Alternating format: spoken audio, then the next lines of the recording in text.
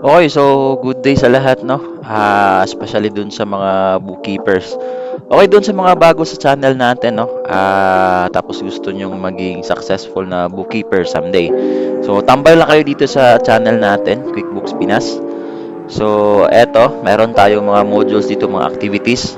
So, diretso na kayo dito sa ano natin, playlist para hindi na kayo mapunta sa ibang videos. So dito, meron tayong dalawang module, module 1 saka module 2. So ang masasabi ko lang, kapag natapos nyo itong module 1 saka module 2, tapos naintindihan nyo yung transactions, kung paano gumawa ng isang transactions as a bookkeeper. So I am confident na pwede na kayong mag-apply as a bookkeeper gamit itong accounting platform, which is ang QuickBooks Online. Okay, so kapag natapos nyo na itong module 1, diretso na kayo sa module 2. So, we are now in the last activity sa ating module 2, which is ang mag-bank reconciliation. So, kung i-click nyo itong module 2, makikita nyo dito na meron siyang from activity 1, activity 2, activity 3, 4, and 5. So, we are down sa activity 6 natin, which is ang bank reconciliation. So ito, maraming mga nagko-comment. So thank you nga pala doon sa mga nagko-comment ha. Malaking tulong yung suporta nyo sa akin para ipagpatuloy natin tong kumbaga vocation natin na tumulong sa mga kapwa Pinoy natin na umangat ang kanilang buhay at gusto maging bookkeeper. Okay, so sa bank reconciliation mga boss, tandaan nyo lagi na kapag mag-bank reconciliation natin, tayo, depende kasi yan kung month ba tayo mag-recon or end of the year. Pero mostly sa mga bookkeepers, especially sa mga US clients, by month yung natin, reconciliation. So, uh, 2 weeks before mag-end yung month, 2 weeks bago magsimula yung bagong month, kailangan nyo nang hingiin yung SOA o tinatawag natin na Statement of Account sa client. Kasi kapag by end of the month kayo mag-reconciliation, baka ma-pressured kayo, hindi nyo matapos, tapos dumating na yung bagong month, so mahirap na yon. So dapat magbigay kayo ng allowance at least mga 2 weeks bago mag-end yung month is mag-reconciliation na kayo. So, ayan. So, kung makikita nyo dito, kung pupunta tayo sa QuickBooks, punta kayo sa QuickBooks nyo guys. So, dito sa QuickBooks, mag-reconciliation natin. Tayo, baga. So, meron tayong dalawang i-recon dito for Activity 6, which is ang Chase Bank at saka yung credit card. So, paano natin malalaman yung mga transactions? Of course, dapat meron tayong statement of account. So, punta tayo dito sa Apps, Accounting, then sa Reconcile. And then dito, unahin natin si Chase Bank of course. So resume ko lang, resume reconciling. So kung hindi nyo alam kung paano yung step by step sa bank reconciliation, punta lang kayo sa ano natin no, sa module 1. Doon sa meron naman tayong guide dito So module 1 tapos dito sa bank reconciliation, ayan. So andyan yung full video kung paano yung mag-recon for a full month. Okay, so andito na tayo sa bank transaction natin for the Chase Bank. So unfortunately, ito sample lang ito hindi ito ang activity 6. Just to give you tips lang doon sa mangyayari sa activity 6 natin. So, halimbawa dito meron tayong difference na 16.04. And then, na-cross-check na natin sa statement of account. Ayan, na-check na natin to lahat. Ito yung 16.04. So, ang mangyayari dyan mga boss, pag mag-reconcile kayo, make sure na etong sa statement of account is andito lahat sa QuickBooks natin.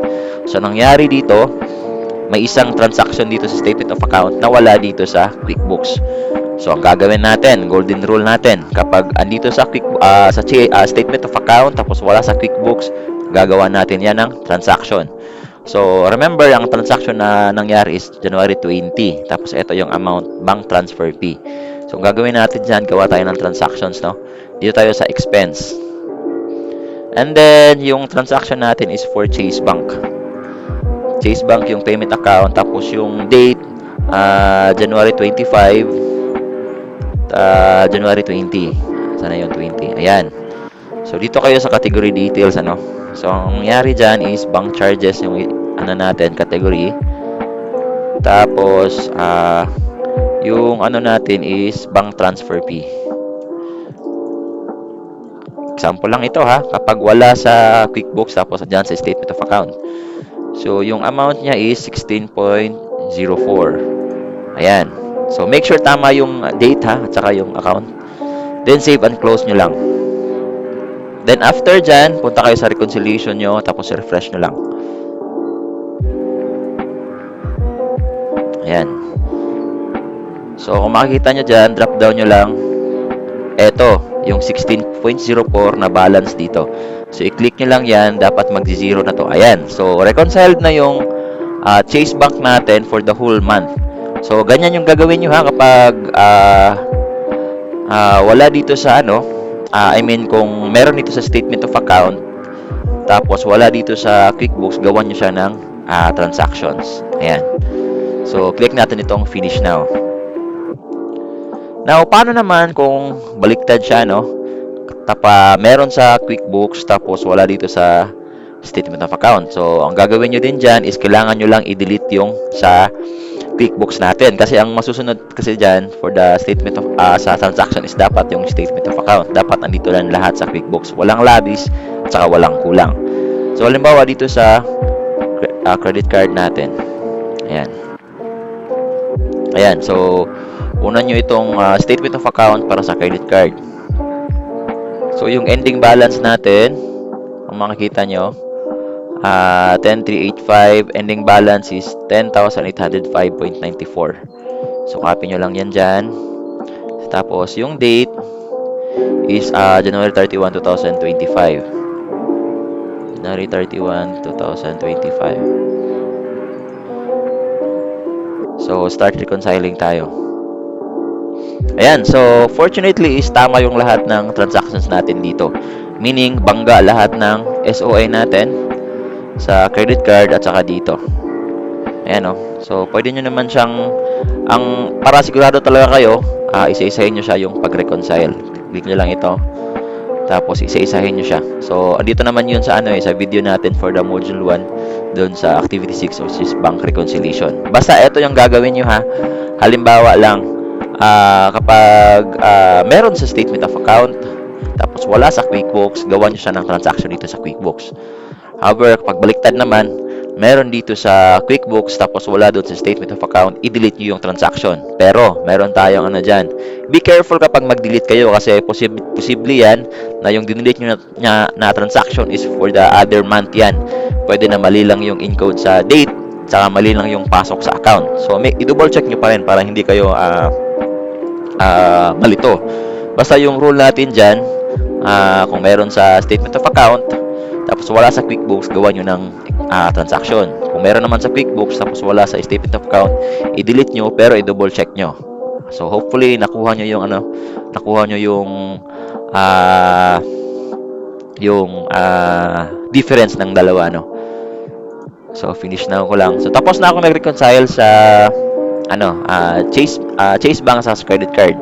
So, yun yung tips na may bibigay ko ha. Make sure na naintindihan nyo talaga yung mga transactions na pinagagawa nyo kasi posibleng mawala yung transactions the other month kasi nag-delete kayo agad. So, i-double check nyo lang lagi.